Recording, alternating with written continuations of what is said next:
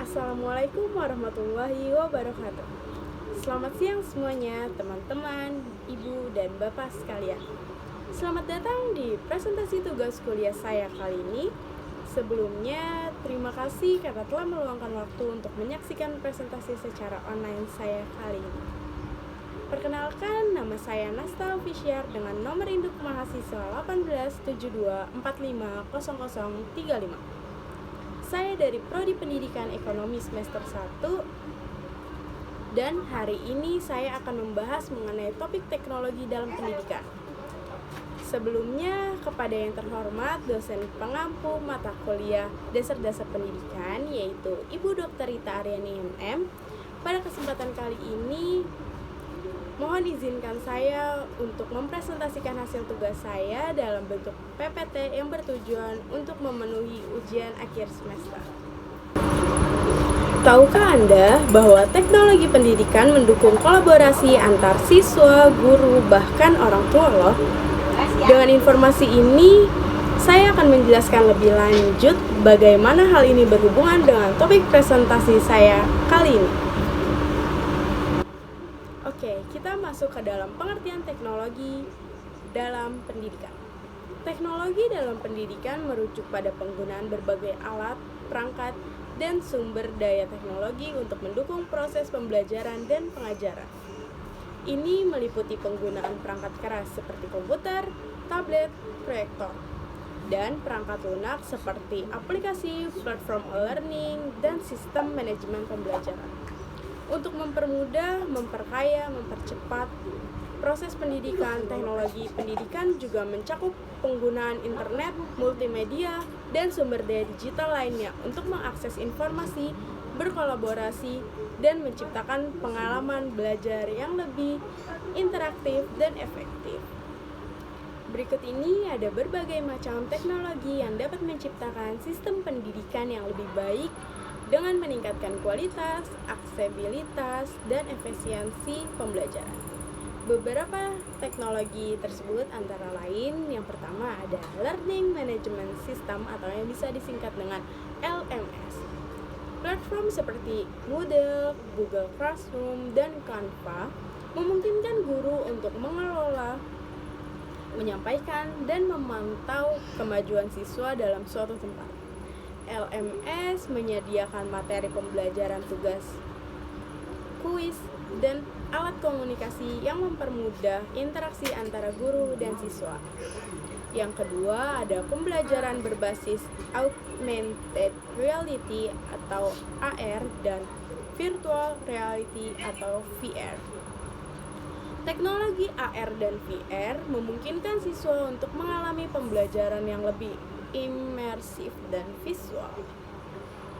Misalnya, VR dapat membawa siswa ke lingkungan 3 dimensi untuk belajar tentang sejarah, geografi, atau sains.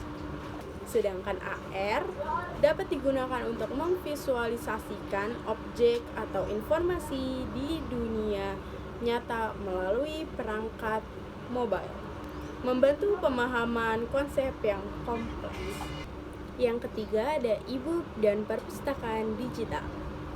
E-book dan perpustakaan digital menyediakan akses yang lebih mudah dan murah ke sumber belajar seperti buku teks, jurnal ilmiah, artikel, dan materi pembelajaran lainnya. Teknologi ini memperkaya pengalaman belajar tanpa batasan fisik dan geografis. Yang keempat ada video, pembelajaran, dan tutorial online.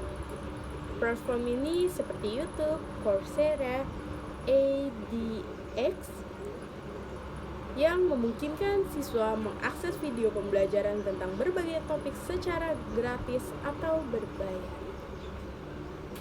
Ini memberikan kesempatan bagi siswa untuk belajar secara mandiri, mengikuti pembelajaran dengan kecepatan mereka sendiri, atau mendapatkan pemahaman tambahan di luar kelas. Yang kelima ada cloud computing dan penyimpanan online.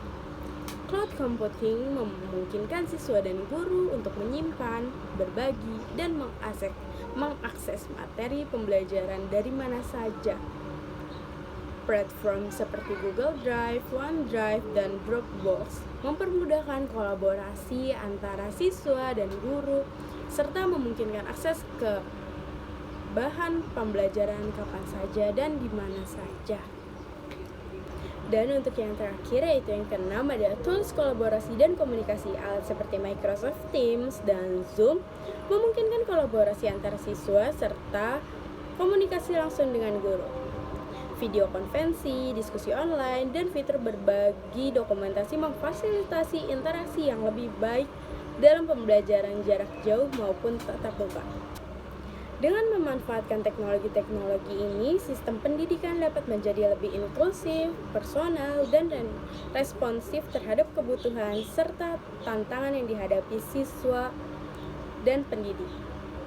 Hal ini membantu menciptakan lingkungan belajar yang lebih dinamis dan efektif. Oke, di slide selanjutnya ada dampak teknologi terhadap proses belajar mengajar. Teknologi kini merupakan bagian penting dari proses belajar mengajar. Berkat alat pembelajaran modern, pendidikan tanpa henti kini dapat dilakukan.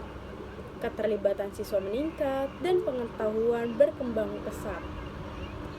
Dampak teknologi dalam proses belajar mengajar sangat besar, baik positif maupun negatif. Berikut ini beberapa dampaknya. Oke, di sini saya akan menjelaskan dampak positif teknologi dalam proses belajar mengajar.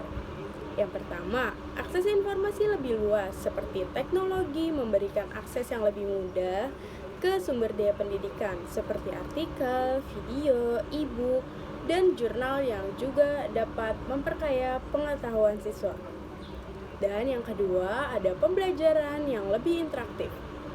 Alat seperti aplikasi pembelajaran, games edukasi, dan simulasi memungkinkan siswa untuk belajar dengan cara yang lebih menarik dan interaktif. Yang ketiga, ada pembelajaran jarak jauh. Teknologi memungkinkan pembelajaran online yang memberikan fleksibilitas waktu dan tempat bagi siswa yang tidak hadir di kelas fisik. Yang keempat, ada personalisasi pembelajaran.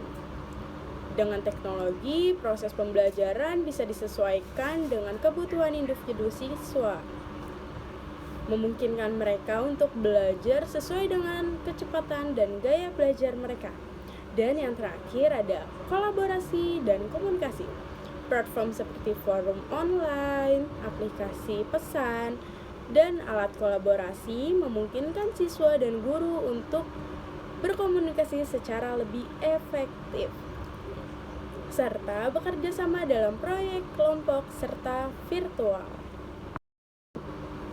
Oke, di sini juga saya akan kasih tahu dampak negatif teknologi dalam proses belajar mengajar. Yang pertama yaitu kecanduan teknologi. Penggunaan teknologi yang berlebihan bisa menyebabkan siswa terlalu bergantung pada perangkat digital, mengurangi interaksi sosial secara langsung, dan kemampuan berpikir krisis. Yang kedua ada distraksi. Akses ke media sosial dan aplikasi lain bisa mengalihkan perhatian dan fokus belajar siswa. Yang ketiga ada kesulitan dalam pengelolaan waktu. Tanpa pengawasan yang tepat, siswa mungkin kesulitan dalam mengatur waktu belajar karena kebanyakan distraksi digital. Yang keempat ada kesenjangan akses. Tidak semua siswa memiliki akses yang sama terhadap teknologi yang dibutuhkan untuk pembelajaran, menciptakan kesenjangan antara mereka yang punya fasilitas dan yang tidak. Dan yang terakhir ada kualitas pengajaran. Teknologi yang tidak dimanfaatkan dengan baik oleh guru dapat mengurangi kualitas pembelajaran, terutama jika tidak disertai dengan pelatihan yang memandai. Oke, di sini ada manfaat teknologi interaktif.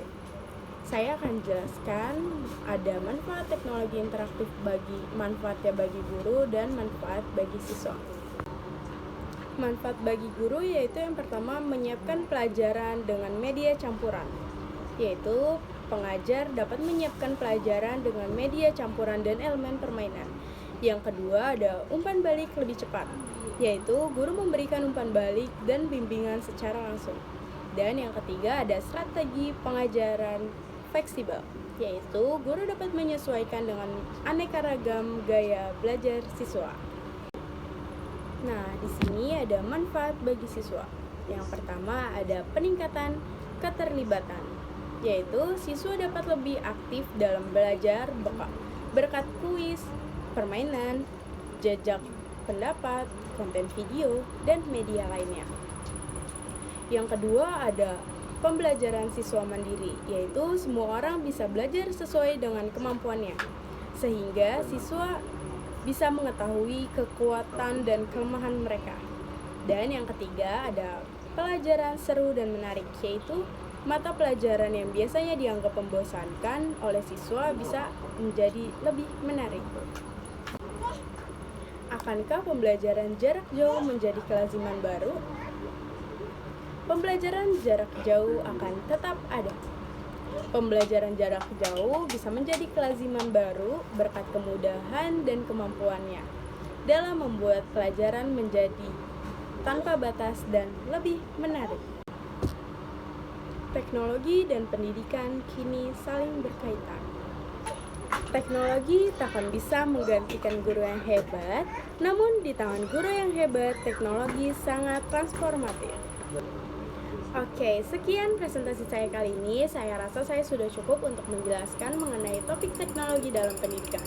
Semoga apa yang saya sampaikan dapat memberikan manfaat dan juga semoga kalian mempelajari sesuatu yang baru. Terima kasih karena telah meluangkan waktu Anda untuk menyaksikan presentasi saya dari awal hingga akhir. Jika ada pertanyaan, dengan senang hati saya akan menjawabnya. Silakan tulis di kolom komentar. Dan juga jika ada saran dan kritik untuk saya, dengan senang hati saya akan terima dan tolong tuliskan di bawah kolom komentar. Terima kasih kepada Ibu Dr. Rita dan terima kasih untuk teman-teman semuanya. Bye, sampai jumpa kembali.